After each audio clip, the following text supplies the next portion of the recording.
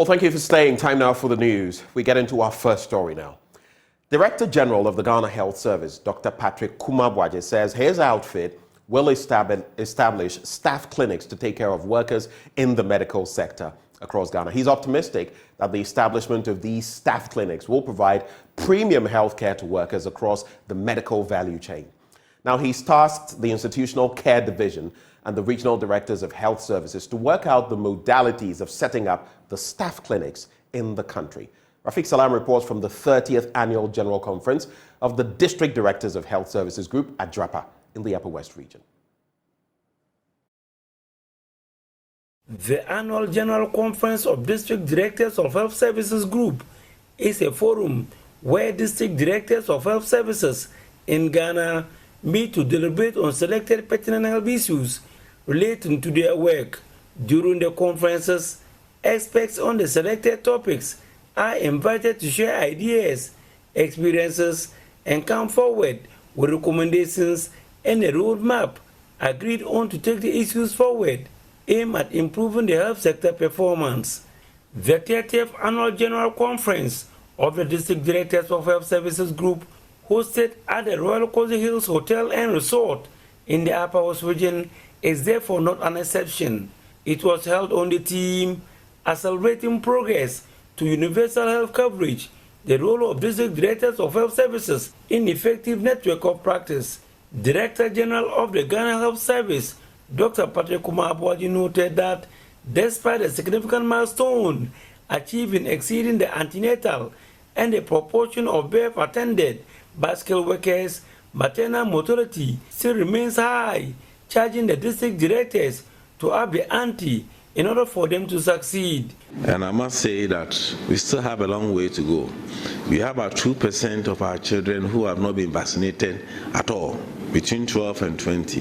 There are some regions that has as high as 9% of children in that region who, after 1 year, have not had a single shot of any vaccine. That is a district director's job, and many other more. We have an increase in nutritional deficiency. We have increase in the wasting, and I think it's not something good enough. After many years of decline, let's make sure that now the COVID crisis is over, let's make sure that we regain and gain the momentum, and that is the work of district directors. Dr. Patrick Kumabwaje announced plans by his outfit to establish staff clinic to cater for the health needs of continuous health staff and retired health workers. So working with the Human Resource Division, I have tasked the Institutional Care Division to quickly work out, and the regional directors, the modalities for establishing what we call the staff clinic to cater for our own health needs, including retired GHS staff. And let me explain. You see, if you are working in Dr. Amesima's facility, you'll be taken care of by your GHS staff. If you work in a health center and you have a condition that cannot be managed there, then you have to come to WA to queue. I don't think that's fair. If you're in a CHIPS compound and you have a condition that cannot be managed there, you need to go up. You are establishing a staff clinic so that all staff, irrespective of the level of care, you have the same access to anybody, irrespective of the level of care that you are. Acting National Chairperson of the District Directors of Health Services Group, Phoebe Balagu-Yentimi, enumerated several challenges they are facing, which included dwindling funding for preventive and promotive health activities.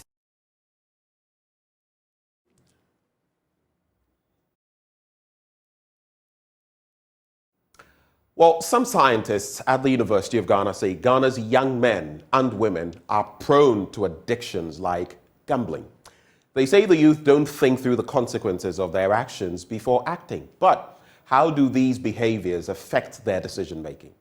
Love FM's Kwesi Deborah speaks with the lead scientist, Dr. Thomas Tego of the University of Ghana Medical School for Tech Thursday. The annual general conference.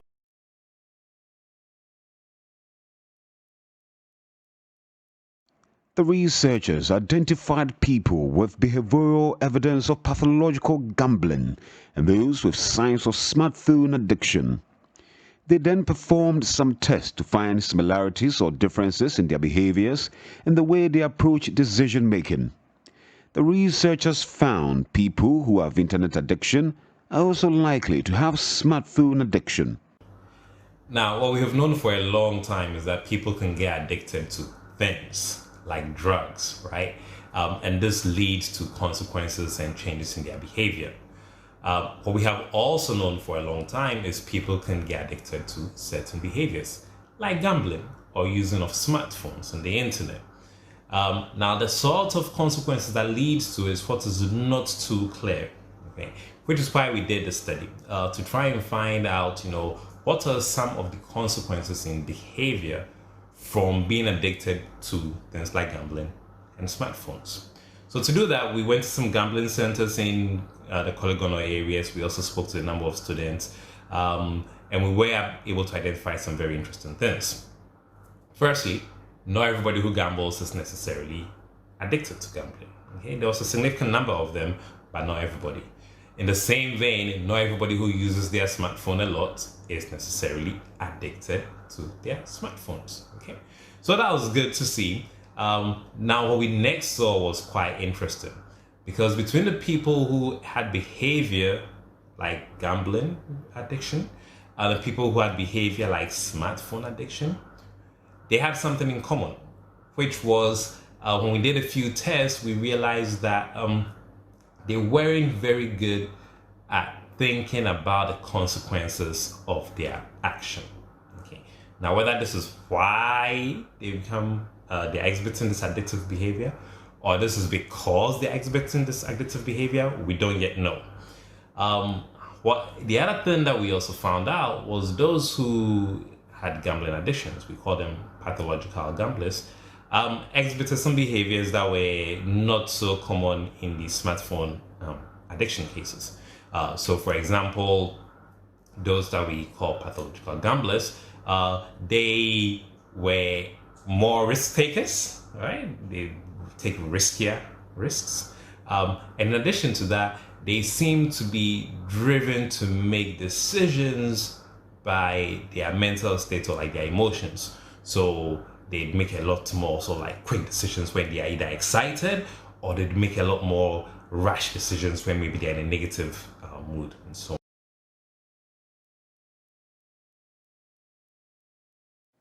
Now, the deplorable road network to Agave Afedume in the Southtown district of the Volta region is impeding access to real relief items to flood victims there. Now, this concern was raised by the Assembly member for the Agave Afedume electoral area, Christian Kwesi Voyeho, when the Institute of Chartered Accountants Ghana defied the deplorable nature of the road to donate relief items to the flood victims. Carlos Caloni has more in this report. The road to Ziweno is in terrible shape with potholes, dust, and narrow passage. Over 45 houses have crumbled, displacing countless residents. Flood victims need urgent help. When the Institute of Chartered Accountants Ghana, ICAG, donated relief items to the tune of 70,000 Ghana cedis, Assemblyman for Afedume electoral area, Christian Kwesi Voyeho, raised concerns about the road obstructing relief efforts. Our road is extremely deplorable. Some of our sisters and brothers living in Accra want to come to us, but they found it difficult coming to us because of the deplorable nature of our road. The road is Agave Afedume Road, starting from Gradisco through Makoje, through Asidovi, Akplane to Agbeve. So we are appealing to the government to come to our aid and construct this road for us. The journey to these communities was backbreaking, to say the least. The estimated 15-minute trip along the 14-kilometer road took the team well over an hour to navigate. Upon arrival, the team had to endure an additional 6-minute walk to reach the riverbank. We are going to Ziwenu in the Agave Afedume electoral area, and it's because we don't have a direct access. The flooding water has cut the Ziwenu community off. Your experience? It was terrible. It was what? But it was a nice experience. Following a thorough assessment of the damage here, the team provided hot meals to the victims along with mattresses, blankets, bags of rice, and more. Speaking to Joy News, the Director, Finance and Administration at the ICAG, Joyce Opoku-Dodu, explained that this donation aligns with the organization's commitment to ensuring environmental sustainability. Looking at the devastating nature of what has happened, we decided to also come and do our bit to bring some comfort into the lives of these people. As an institute, this year is our 60th anniversary, and the theme for our 60th anniversary is promoting sustainability, nurturing trust, and building partnership. Sustainability for us is all about the environment. It's very unfortunate that this is happening, but what we can do to make somebody feel a bit comfortable, to make some people have a very peaceful sleep, that is why we are here, and that is what we have done. We believe that these mattresses will go a long way to help. The blankets will be used to cover the young ones who have been exposed. However, Madame Dodu made a heartfelt plea to the authorities, urging them to address the deplorable road situation to enhance relief efforts. We thought we were coming to a village close to Ada, but then when we started turning off the main road, we realized that we asked ourselves how many people will even drive on this road and come and give hand of help to our people. It's so sad. The road is so terrible, and if you don't take care, it will put you off and you go back to Accra with your things.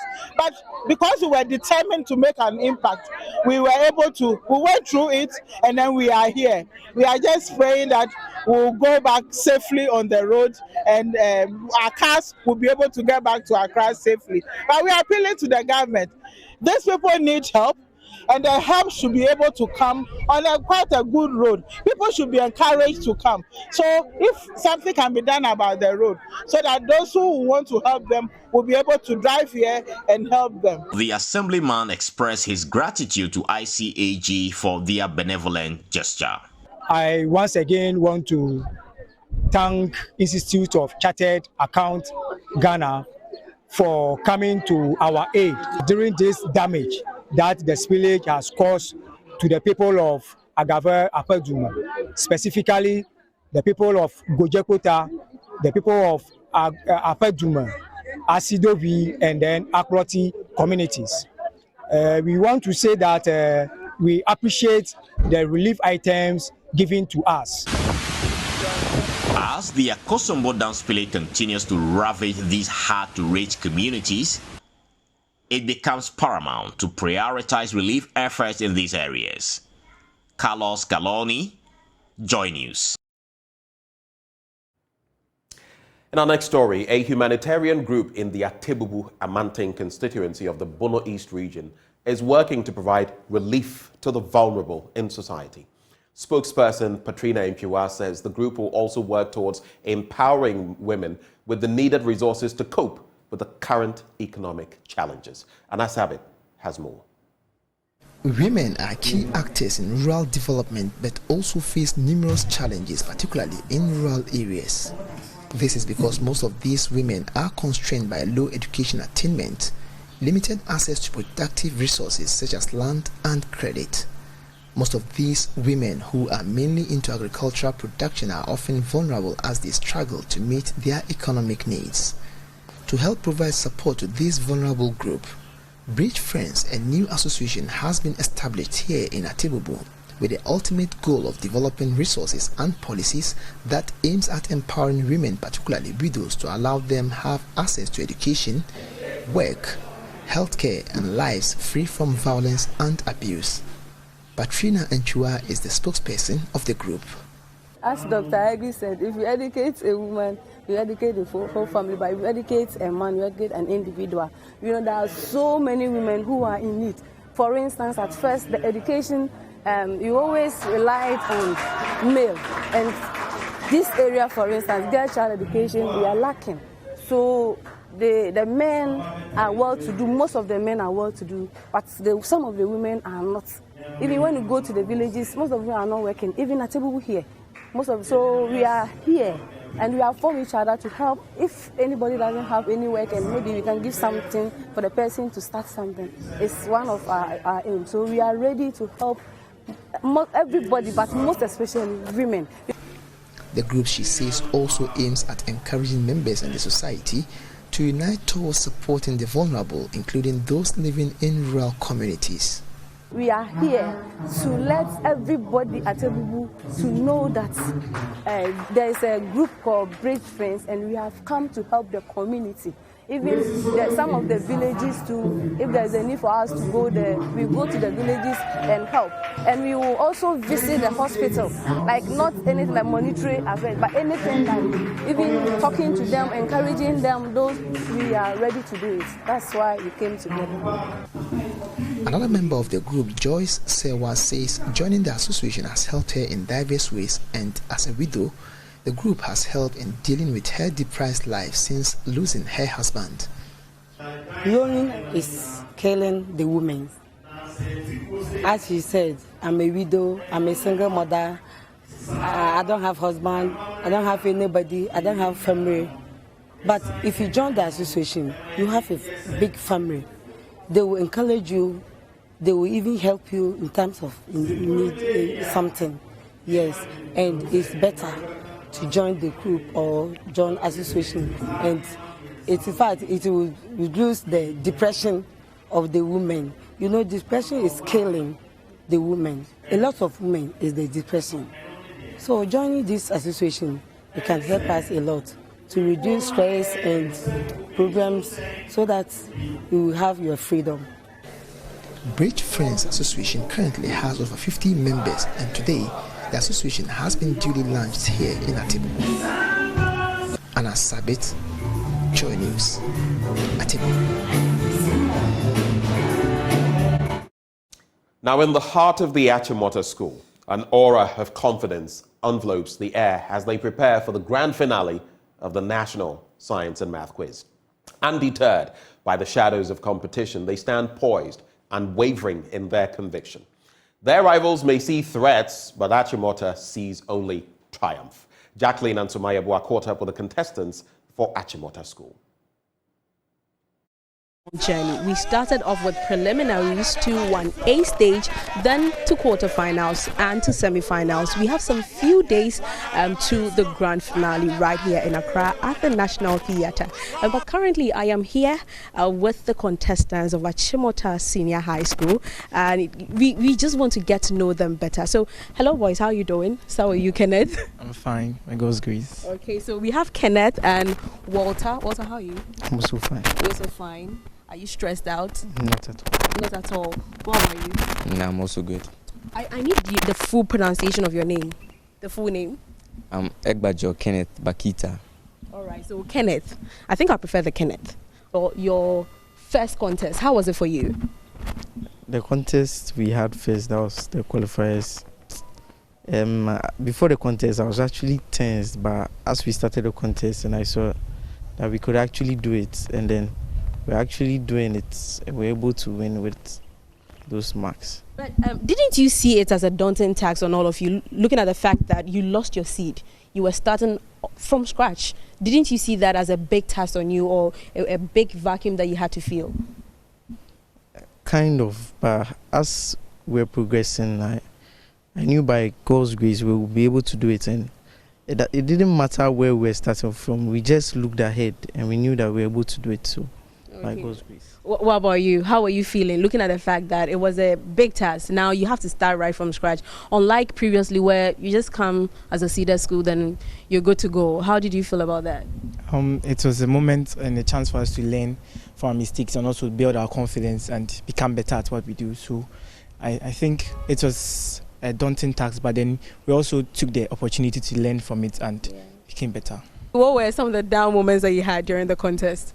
Well, the same semi-finals contest, when in the speedways, when doing too well.